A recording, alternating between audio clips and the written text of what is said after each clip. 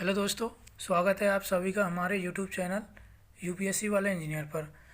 दोस्तों, आज हम डिस्कशन करेंगे इस वीडियो में भारतीय राज्य व्यवस्था के जो प्रीवियस ईयर में पूछे गए क्वेश्चन हैं यूपीएससी के, क्वेश्चन नंबर 21 से लेके 30 तक।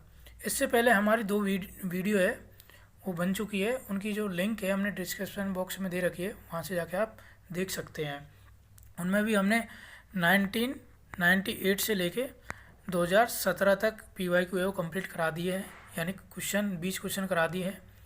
तो जो इसकी PDF है आपको टेलीग्राम चैनल पे मिल जाएगी। हमारे टेलीग्राम चैनल का नाम यूपीएससी वाला इंजीनियर 1 2 3 4 5 है, ठीक है।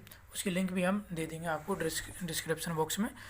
तो हम शुरू करते हैं। आज का क्वेश्चन है कि यदि सरकार द्वारा कोई वस्तु जनता को निःशुल्क उपलब्ध कराई जाती है तो विकल्प लागत शून्य हो जाती है, ये गलत है। विकल्प लागत की उपेक्षा की जाती है, ये भी गलत है।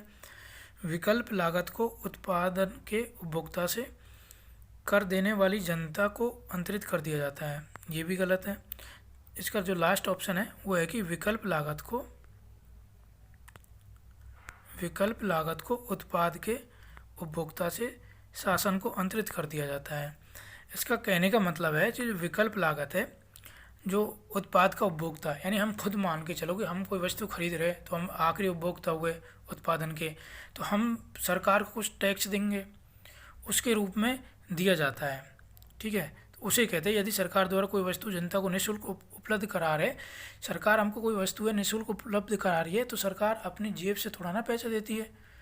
हम जो सरकार को टैक्स देते हैं, ये सरकार बहुत सारे अपने टैक्स के थ्रू, अदर माध्यमों के थ्रू जो पैसा वसूलती है जनता से, उसी पैसे से तो कोई वस्तु है वो निःशुल्क उपलब्ध कराती है। तो आखिर में उसका मतलब क्या हुआ? सरकार कोई वस्तु निःशुल्क उपलब्ध करा रही है तो उसका मतलब ये हुआ कि जो विकल्प लागत है को उत्पादन के उपभोक्ता यानी हम खुद से शासन को अंतरित कर दिया जाता है, ठीक है। इसका डी है ऑप्शन है वो करेक्ट रहेगा। नेक्स्ट चलते हैं। भारत के संविधान की किस अनुसूची के अधीन जनजातीय भूमि का खनन के लिए निजी पक्षकारों को अंतरण, एकृत और शून्य घोषित किया जा सकता है? इसका जो करेक्ट आंसर रहेगा आपका वो रहेगा बी ऑप्शन, यानी 5वीं अनुसूची। इसमें देखिए, आपको जो दो वीडियो देखोगे तो आपको ये पता चलेगा कि अनुसूचियों से कितने क्वेश्चन पूछे गए, खासतौर पे 5वीं अनुसूची, 6ठी अनुसूची और 9वीं अनुसूची। ये वेरी वेरी इंपॉर्टेंट है, इनसे कई बार क्वेश्चन पूछे गए। और पुराने वीडियो में मैंने 5 और 6ठी को अच्छे से डिटेल में डिस्कशन किया है इनका। फिर भी मैं आपको थोड़ा सा अंतर बता देता 5वीं और 6ठी में, कि यदि पूछे कि अनुसूचित जाति जनजाति का प्रशासन और नियंत्रण, दोनों शब्द रख दे प्रशासन और नियंत्रण, तो 5वीं अनुसूची में आता है। जब यदि केवल प्रशासन रखेगा तो 6ठी अनुसूची में आता है। और इनसे संबंधित कोई भी मामला होगा, विवाद होगा, अनुसूचित जाति जनजाति के भूमि से संबंधित, वन से संबंधित, वो सब किस में आएंगे? 5वीं और 6ठी में। तो इसमें 6ठी तो है नहीं ऑप्शन में, तो 5वीं करेक्ट आंसर रहेगा। थोड़ा सा और डिटेल में बता देता हूँ कि इस अनुसूची में स्थानीय समुदायों को लघु वन हो गए, उत्पाद हो गया, जल, खनिज पर अधिकार सुनिश्चित करती है 5वीं अनुसूची। और एक सुप्रीम कोर्ट का केस है, उसका भी थोड़ा जिक्र कर देता हूँ। समता बनाम आंध्र प्रदेश राज्य, समता बनाम आंध्र प्रदेश राज्य एवं अन्य। इस मामले में सुप्रीम कोर्ट ने कहा था कि जनजातीय भूमि को राज्य सरकार अथवा उसकी एजेंसी द्वारा निजी खनन कंपनियों को पट्टे पर दिया जाना संविधान की 5वीं अनुसूची के अंतर्गत एकृत और शून्य घोषित होगा, ठीक है। यानी कि जो इनका अधिकार होता है जनजातियों का भूमि पे, लघु वन पे, देखिए वन आ जाएगा तो गलत है, इसमें शब्द यूज किया गया है लघु वन, इसको भी थोड़ा गौर कीजिए शब्द पे भी, लघु वन पे, ठीक है। ये सब 5वीं 6ठी अनुसूची के तहत आते हैं। अब नेक्स्ट क्वेश्चन की तरफ हम बढ़ते हैं। आपका है 23 क्वेश्चन। ये कह रहे कि राज्य व्यवस्था के संदर्भ में निम्नलिखित में से किस एक को आप स्वतंत्रता की सर्वाधिक उपयुक्त व्याख्या के रूप में स्वीकार करेंगे? देखिए, इस तरह के क्वेश्चन है ये NCERT मिल जाएंगे, PYQ भी पूछेगा। मतलब पुरानी वीडियो में आप देखोगे तो पता चलेगा कि पहले भी ये क्वेश्चन पूछे गए हैं। उसमें पूछा गया कि विधि और स्वतंत्रता दोनों का संबंध क्या होगा, जिसका जो राइट आंसर था वो था कि यदि विधि नहीं है तो स्वतंत्रता भी नहीं है। उसी तरह का ये क्वेश्चन है, इसमें पूछा गया कि स्वतंत्रता की सर्वोत्तम व्याख्या क्या होगी। इसका जो करेक्ट आंसर रहेगा आपका डी ऑप्शन रहेगा कि स्वयं को पूर्णतः विकसित करने का अवसर, ठीक है। ये इसका करेक्ट आंसर है। अब नीचे नेक्स्ट क्वेश्चन देखते हैं। परिभाषा से संवैधानिक सरकार का अर्थ है, यानी परिभाषा पूछ रहा है, यानी संवैधानिक सरकार है उसकी परिभाषा क्या होती है, उसका क्या अर्थ होता है। ये क्वेश्चन पूछा गया है आपका 2014 में भी ऐसा ही क्वेश्चन पूछा गया है। ये मैंने नीचे लगा रखा है, इसको भी बताऊंगा, लेकिन सीमित सरकार होता है। 20 जो करेक्ट आंसर है वो डी है। और ये 2014 में ऐसा क्वेश्चन पूछा गया था। देखिए ये था कि निम्नलिखित कथनों पर विचार कीजिए। ये पूछा है संवैधानिक सरकार वह है जो व्यक्ति की स्वतंत्रता के हित में राज्य की सत्ता पर प्रभावकारी प्रतिबंध लगाती है। ये इसका करेक्ट आंसर था। तो ऐसा ही पूछा गया। देखिए यहाँ भी संवैधानिक सरकार के बारे में 2020 में पूछा गया, इससे पहले 2014 में पूछा गया था। तो क्वेश्चन कहीं ना कहीं डायरेक्ट इनडायरेक्ट रिपीट होते हैं। अब हम नेक्स्ट क्वेश्चन की तरफ चलते हैं। ये आपका क्वेश्चन है भारत के संविधान की उद्देशिका। देखिए उद्देशिका से पहले भी कई बार क्वेश्चन पूछे गए, पुराने वीडियो में आप जाओगे तो देखिएगा। तो इसमें पूछ रहा है कि भारत के संविधान की उद्देशिका है वो क्या है। संविधान का भाग है किंतु विधिक प्रभाव नहीं रखती, ठीक है, ये गलत है। दूसरा, संविधान का भाग नहीं है और कोई विधिक प्रभाव नहीं रखती, ये भी गलत है।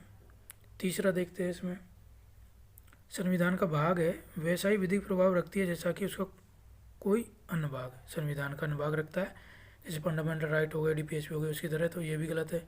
डी ऑप्शन देखिए, संविधान का भाग है किंतु उसके अन्य भागों से स्वतंत्र होकर उसका कोई विधिक प्रभाव नहीं है। कहने का मतलब है कि उद्देशिका हो गए ये आपकी जो न्यायालय में नहीं जा सकते। उद्देशिका का कोई प्रावधान को उल्लंघन हो रहा है तो आप न्यायालय में नहीं जा सकते, मगर उद्देशिका का किसी अन्य भाग के साथ यूज किया जाए, जैसे कि fundamental right, DPSP, fundamental duties, इनके साथ ही उद्देशिका को हम उपयोग कर रहे हैं, उसके साथ मिलकर कोई कानून विधि बना रहे, तो उसका प्रभाव एक विधिक रूप में आ जाएगा उद्देशिका का, ठीक है, लेकिन अलग से कोई प्रभाव नहीं रहेगा। हाँ ये सही बात है कि संविधान का भाग है। इसमें दो केस थे, तो वेरुवाड़ी बात था, उसमें कहा था कि जो उद्देशिका है वो संविधान का भाग नहीं है, जो कि गलत है। बाद में सुप्रीम कोर्ट ने खुद नहीं अपना जो डिसीजन है वो पलट के केशवानंद भारती बाद में कहा था कि उद्देशिका है वो संविधान का भाग है और उसमें परिवर्तन किया जा सकता है। क्वेश्चन की ओर चलते हैं हम लोग। 26 क्वेश्चन है, ये कह रहा है आपका निम्नलिखित कथनों पर विचार कीजिए, और हम विचार करने लगते हैं। 2020 में क्वेश्चन पूछा गया है, भारत का संविधान अपने मूल ढांचे को संघवाद, पंथनिरपेक्ष, मूल अधिकारों तथा लोकतंत्र के रूप में परिभाषित करता है, ठीक है। ऐसे शब्द आ जाएंगे आपकी, परिभाषित करता है नहीं करता, इन पे ज़्यादा अच्छे से गौर दीजिएगा। और ये कह रहा है कि भारत के संविधान मूल ढांचे को ये परिभाषित नहीं करता है इस रूप में आपका, ठीक है। नेक्स्ट क्वेश्चन नेक्स्ट ऑप्शन देखते हैं। भारत का संविधान नागरिकों की स्वतंत्रता, उन आदर्शों जिन पर संविधान आधारित है की सुरक्षा हेतु न्यायिक पुनरावलोकन की व्यवस्था करता है। ये एकदम सही है कि भारत के संविधान में न्यायिक पुनरावलोकन की व्यवस्था की गई है, ठीक है। तो इसका जो करेक्ट आंसर रहेगा वो केवल और केवल 2 रहेगा, यानी पहला गलत है और दूसरा ठीक रहेगा।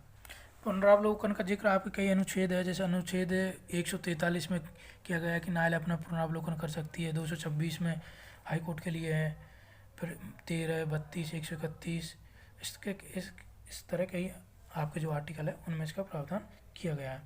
अब पहला क्यों गलत है, इसके मैंने बता दिया था, क्योंकि परिभाषित वो नहीं किया गया है, बाकी इनका प्रावधान है लेकिन उनको परिभाषित नहीं किया गया है।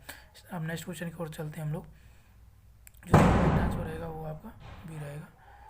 नेक्स्ट क्वेश्चन है आपका, गांधीवाद और मार्क्सवाद के बीच एक समान सहमति पाई जाती है, ये निम्नलिखित में से कौन सी है। देखिए 2020 में आपके जो ये चैप्टर है संवैधानिक ढांचा, उद्देशिका, इनसे कई क्वेश्चन पूछे गए हैं, तो इसी क्रम में ये क्वेश्चन है। तो ये कह रहा है कि गांधीवाद और मार्क्सवाद है उनमें क्या समानता थी। दोनों के दोनों, गांधी जी और मार्क्सवाद दोनों चाहते थे कि राज्य ना हो, दोनों राज्य के खिलाफ थे, पुलिस व्यवस्था के भी खिलाफ थे। इसका जो करेक्ट आंसर रहेगा ए रहेगा, एक अंतिम लक्ष्य के रूप में राजविहीन समाज। उनका अंतिम लक्ष्य क्या था कि राजविहीन समाज रहे, कोई सरकार ना रहे, कोई पुलिस व्यवस्था ना रहे, एकदम लोग रहे बस, और वो खुद से सबसे मिलजुल के रहे, यानी वो चाहते थे कि राजविहीन समाज रहे, ठीक है। तो इन दोनों में समानता थी, गांधी जी और मार्क्सवाद में। अब नेक्स्ट क्वेश्चन देखते हैं हम लोग। ये 2021 में पूछा गया है, ठीक है, कि 26 जनवरी 1950 को भारत की वास्तविक संवैधानिक स्थिति क्या थी। ये पूछा है आपका, उससे रिलेटेड था इनडायरेक्टली। 42वां संविधान संशोधन किया गया था 1976 में, ठीक है। तो इसमें इसको कहते हैं लघु संविधान।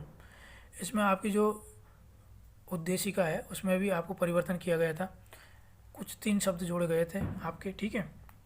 तो उनको लेके ही ये क्वेश्चन बनाया गया आपका। तो इसमें हम जिक्र करते, सबसे पहले बता देता हूँ 3 शब्द कौन थे। समाजवादी है, पंथ निरपेक्ष, अखंडता, ये जोड़े गए थे 42वें संविधान संशोधन 1976 के तहत। तो उससे ये पूरा बात के वास्तविक संविधान की स्थिति, यानी एकदम शुरू में जब संविधान लागू हुआ था तब भारत की क्या स्थिति थी, यानी उद्देशिका की। तो इसका जो करेक्ट आंसर रहेगा आपका रहेगा संपूर्ण प्रभुत्व संपन्न लोकतांत्रिक गणराज्य, ठीक है। ये क्योंकि लोकतांत्रिक गणराज्य ठीक है, लेकिन इससे ज़्यादा ठीक कौन सा है, बी, क्योंकि बी में और भी ज़्यादा डिटेल में दे रखी चीज़ है, संपूर्ण प्रभुत्व संपन्न लोकतांत्रिक गणराज्य, तो बी करेक्ट है। सी गलत है क्योंकि पंथ निरपेक्ष है, ये 42वें संविधान संशोधन द्वारा जोड़ा गया था। और डी गलत है क्योंकि जो समाजवादी पंथ निरपेक्ष दोनों ही हैं, बाद में जोड़े गए थे। तो इसका जो करेक्ट आंसर है बी रहेगा, ठीक है। नेक्स्ट क्वेश्चन की ओर चलते हैं हम लोग। 29। देखिए दोस्तों, वीडियो अच्छी लग रही है तो प्लीज़ लाइक करिएगा और चैनल को ज़रूर सब्सक्राइब करिएगा। मैं आपको इसी तरह की वीडियो लाता रहूँगा और इसकी जो PDF है हम टेलीग्राम चैनल पे अपलोड कर देंगे आपको। और टेलीग्राम चैनल पे और भी कई टॉपर्स के नोट्स है, उनकी कॉपियाँ है, और हम भी काफ़ी अन्य महत्वपूर्ण चीज़ें डालते रहते हैं। तो प्लीज़ इस क्वेश्चन को देखते चलो हम कि भारतीय राज्य व्यवस्था में निम्नलिखित में से कौन सी अनिवार्य विशेषता है जो ये दर्शाती है कि उसका स्वरूप संघीय है। यह व्यवस्था हमने कनाडा से ली थी कि एक सशक्त संघ होना चाहिए। संसदीय व्यवस्था हमने ब्रिटेन से ली थी। तो देखते हैं इसके बारे में। 2021 में ये क्वेश्चन पूछा गया है। तो इसका जो करेक्ट आंसर रहेगा 29 का, वो रहेगा कि न्यायपालिका की स्वतंत्रता सुरक्षित, यानी स्वतंत्र न्यायपालिका ये किसका लक्षण है, संघीय व्यवस्था का लक्षण है, ठीक है। और एकात्मक न्यायपालिका ये आपकी एकात्मक जो व्यवस्था है उसका लक्षण है। नेक्स्ट क्वेश्चन पे चलते हैं हम लोग। ये आपका क्वेश्चन है कि निम्नलिखित में से कौन सा राज्य शब्द को सर्वोत्तम रूप से परिभाषित करता है। देखिए कई बार पूछा कि इस तरह के क्वेश्चन NCERT मिल जाएंगे कि राज्य है उसका मतलब क्या होता है, संवैधानिक सरकार है उसका मतलब क्या होता है, आपकी स्वतंत्रता और विधि इनमें संबंध क्या होता है। इस तरह के आपको ना 11th क्लास के NCERT है उसमें बड़े अच्छे से सारी डिटेल में दे रखी चीज़ें, आप वहाँ जाके पढ़ सकते हो। इस क्वेश्चन को हम डिस्कशन करते हैं। तो इसका जो फर्स्ट ऑप्शन है वो देखते हैं कि ये कह रहा है कि राज्य शब्द का सर्वोत्तम रूप से परिभाषित क्या है, कि राज्य व्यक्तियों का एक समुदाय है जो बिना किसी बाहरी नियंत्रण के एक निश्चित भूभाग में स्थायी रूप से निवास करता है, जिसकी एक संगठित सरकार है। ये इसका करेक्ट आंसर 2021 में पूछा गया है। देखिए आप जब NCERT में जाओगे तो डिटेल में दे रखा है कि राज्य में क्या क्या जरूरी है, या कोई राज्य है उसमें अनिवार्य रूप से क्या क्या होना चाहिए। पहला होना चाहिए कि एक समुदाय, यानी लोगों का समुदाय होना चाहिए, ठीक है। दूसरा होना चाहिए उसका एक निश्चित भू भाग होना चाहिए, एक संगठित सरकार भी होनी चाहिए। इस तरह 3-4 जो पॉइंट है वो दे रखे अच्छे से। तो दोस्तों इस वीडियो में इतना ही, और वीडियो देखने के लिए बहुत बहुत धन्यवाद आपका। और प्लीज़ चैनल को ज़रूर सब्सक्राइब करिएगा जाने से पहले, और वीडियो को लाइक करिएगा। Thank you.